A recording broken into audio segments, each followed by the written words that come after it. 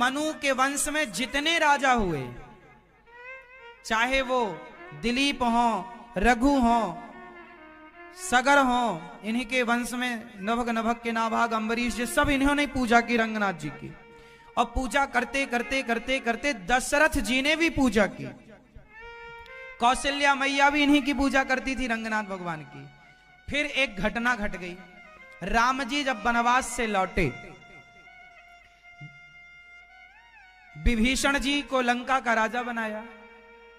तो जब विभीषण जी पहली बार अयोध्या आए तो राम जी ने अपने भगवान से मिलाया सबको। राम जी के भगवान रंगनाथ भगवान, एक रूप में वो रंगनाथ तो भगवान रंगनाथ जी, और दूसरे रूप में राम। राम भी रंगनाथ है और रंगनाथ ही राम है, इनमें अंतर नहीं है। तो विभीषण जी ने जब रंगनाथ जी को देखा तो विभीषण जी बोले, राम जी मैं आपसे कुछ चाहता हूं। क्या? बोले आपके भगवान बहुत अच्छे हैं, आप भगवान दे दो।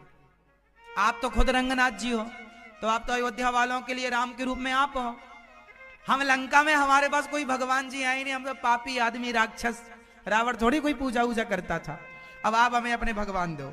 राम जी बोले ले जाओ। विभीषण जी रंगनाथ भगवान को लेकर चले, पर भगवान राम ने कहा कि इन्हें बीच में कहीं रखना मत।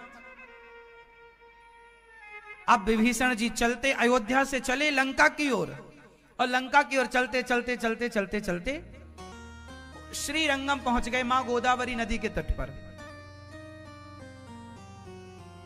रंगम जब पहुंचे श्री रंगम, तो वहां विभीषण जी को सुस्सू आ गई। अब ये माया थी भगवान की, उन्हें जोर से आई, कंट्रोल नहीं हुआ, तो वो भूल गए ये बात कि इन्हें रखना नहीं है।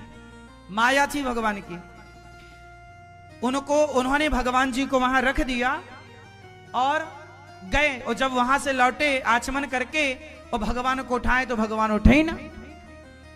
अब विभीषण जी ने पूरी जान लगा ली, पर भगवान हिलने को तैयार नहीं। विभीषण जी बोले, प्रभु क्या अपराध हुआ? भगवान बोले, कहा था ना कि हमें बीच में कहीं रखना मत, अब रखे हो तो हम यहीं रहेंगे। और सुनो, विभीषण जी बोले, वे लंका कैसे चलोगे? भगवान बोले, सुनो, हमारा मुंह लंका की तरफ है, तुम लंका से रोज यहां आकर पूजा कर लिया करो, और मैं अब यहीं रहूंगा। मैं अपना भारत छोड़ के कहीं नहीं जाऊंगा, मैं अपने भक्तों को छोड़ के नहीं जाऊंगा। तो अयोध्या से भगवान रंगम चले गए, पर रंगनाथ भगवान का मुंह दक्षिण की तरफ है, लंका की तरफ। आश्चर्य माने